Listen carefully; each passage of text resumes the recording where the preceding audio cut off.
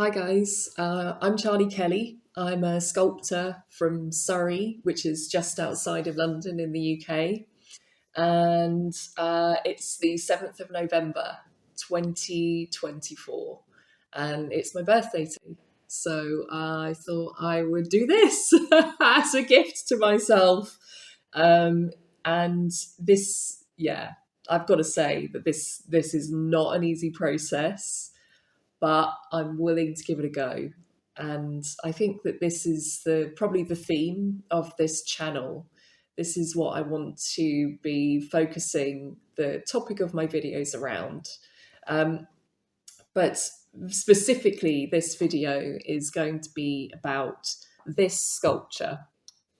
This sculpture is called Seed, and this making this piece has been a process, and this is exactly what I want to share with you guys, is how to make a mold for a Jesmonite sculpture, but also how to deal with your own mindset when things go wrong. Because during the process of making this piece, I definitely had a lot of things go wrong during the process, but I had to change my mindset around what was happening during the process, and I think that's what I want to convey with this video.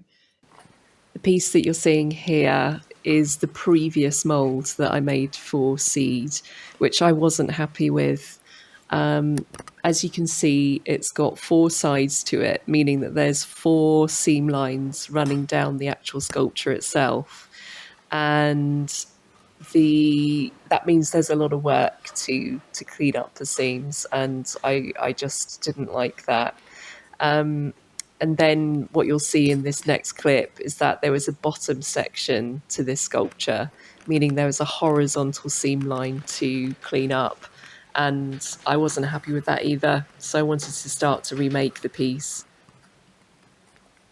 In order to clean this up, I had to basically take it back down to just the base section of the sculpture, which is actually a 3D printed base. I had used ZBrush sculpting software to make that form, and then got someone with a 3D printing setup to print it out for me. So the yellow that you're seeing on the sculpture is filler primer that you spray on 3D prints to fill those ridged lines and sand it back.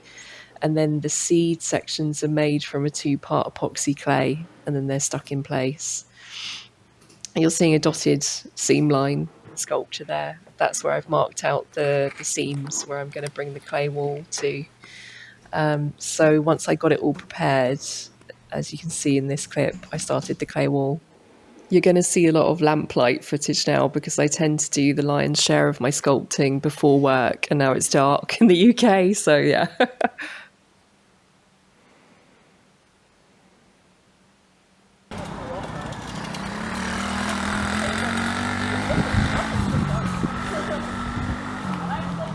Here I'm using a rubber shaping tool to smooth the edge directly next to the sculpture.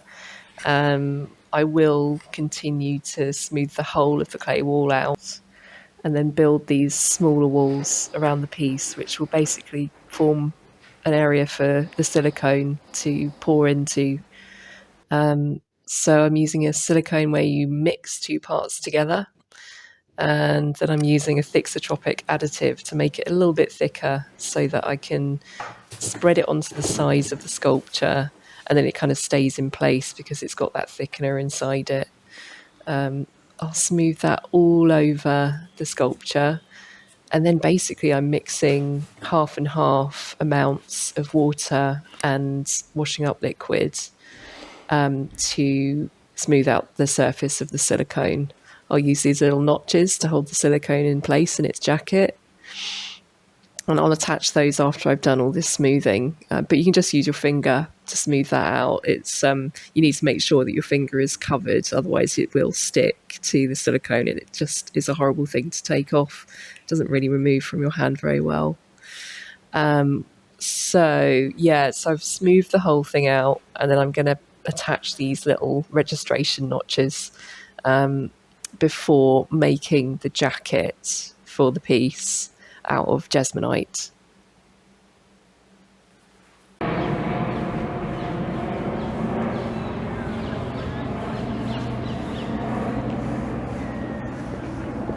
The silicone is now dry, so you can see me here. I'm just removing half of the clay wall on one side. The notches are secured in the dry silicone, and I'm taking away bits of clay, and then you'll see me here. I'm trimming back parts of the silicone that actually spilled over the edge of the clay wall. Sometimes that's unavoidable. Mostly, I think that you can make the mold in a way so this doesn't happen, but sometimes I just do trim it away.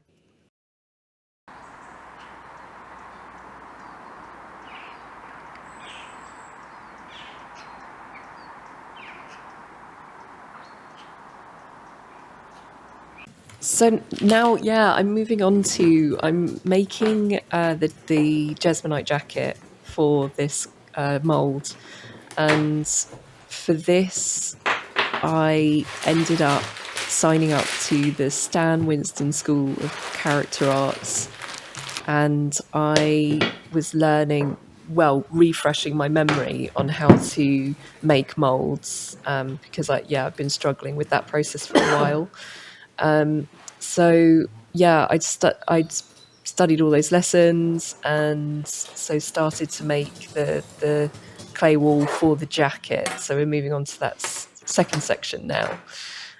So what this entails is this strip I'm using here. I'm just making a long section of clay wall that will go vertically down the middle of the silicone, and then you'll see me making tiny little square keys for the mold, to basically hold the sections of the jacket in place so it doesn't move around and it doesn't give me any kind of additional issues with seam lines. Silicone isn't very, it's not going to hold clay in place because it repels water. So I am kind of pushing and securing this wall in place. I spent a lot of time securing it around the back.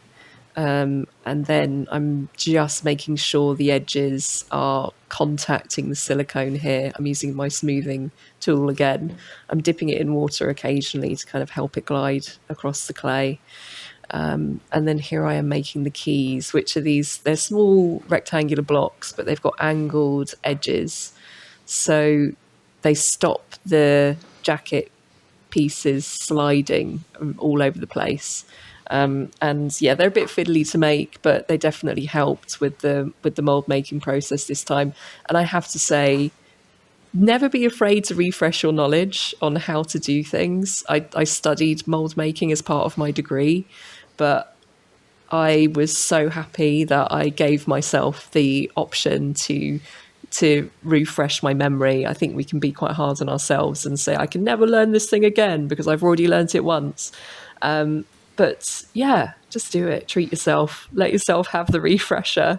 And then it wildly improved my mold making process. So I was about to give up on mold making entirely because I was so frustrated with the process. But I'm really happy that I did do that refresher, because it's just given me so much more confidence, and my mold making came along in leaps and bounds. So super, super happy with that.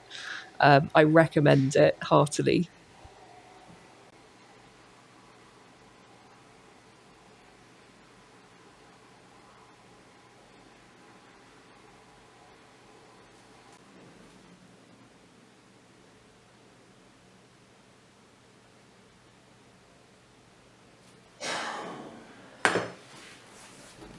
I think I've said before that I am waking up early in the morning to work on my artwork before I start my day job. So this is me with the light on in the wee small hours. I've got bedhead and everything. And so I've made one side of the Jesmonite jacket here, and I'm cleaning it up. And then I'm going to add some parting wax just to stop the two sides of the jacket from sticking together. This one's quite sort of pungent. You want to open the window for that because it needs ventilation.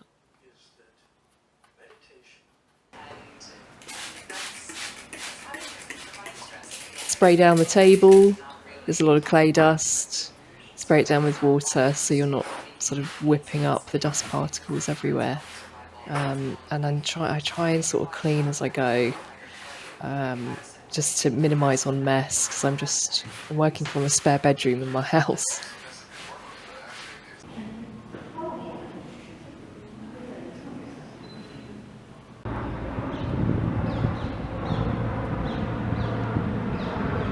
So in working with Jesmonite, you want to use this quadaxial stitch glass fibre if you're making a piece that's going to be laid flat, because Jesmonite can snap. So this stuff keeps the integrity of the piece. And so I'm just cutting it into smaller sections here. You want smaller sections so you can place them more easily in those kind of hard to reach corners of the piece. Jesmonite, I love Jesmonite. I've worked with it for a long time. It's a non-toxic resin. So because I am working from my spare bedroom in my home, it doesn't release any fumes. It's not going to make me sick. And it produces a really durable finish. So I absolutely love it. Quite comedy to say this video is not sponsored by Jesmonite because it's my first ever video. But yeah, it's my favourite. I paid from all my own Jesmonite, and I am in love with this as a material, so highly recommend it. And so I've mixed it up. I save all of my partner's coffee cups from the local cafe, and so I reuse those as mixing pots.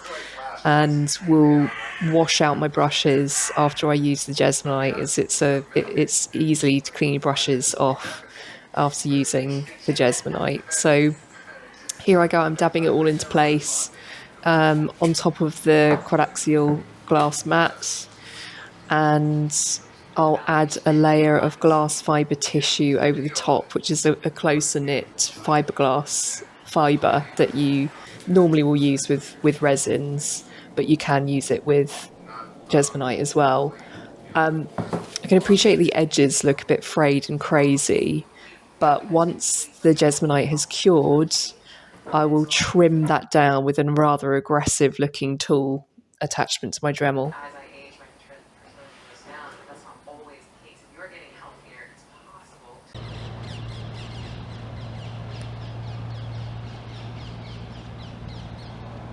Okay, so we're starting to enter into the part of the video that's directly before I have a bit of a breakdown with this making process.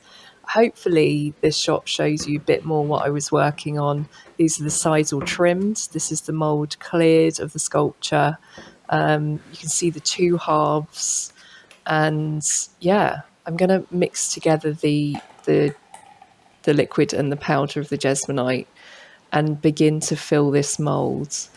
And yeah, it's basically, you can see the amount of work that I put in to remake this mould. So this is my second time around, and I came across issues when I was filling it.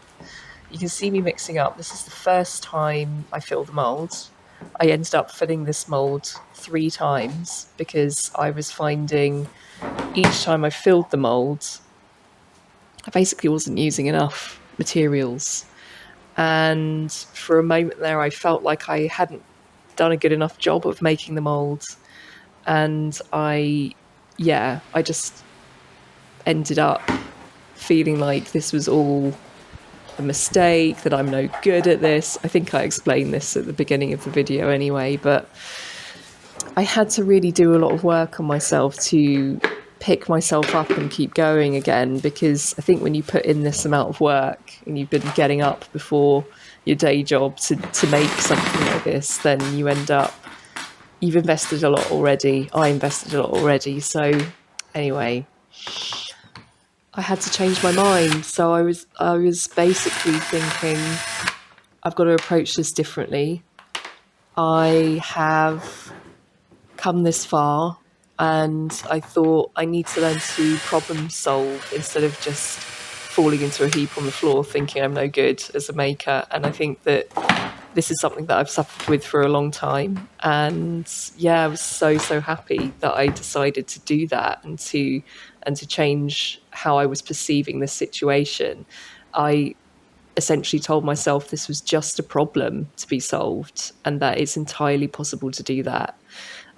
So I just kept going back to it. I ran out of Jesmonite at one point and had to order more and had to wait to get more. And then eventually it came, and I was super nervous filling the mold for the third time.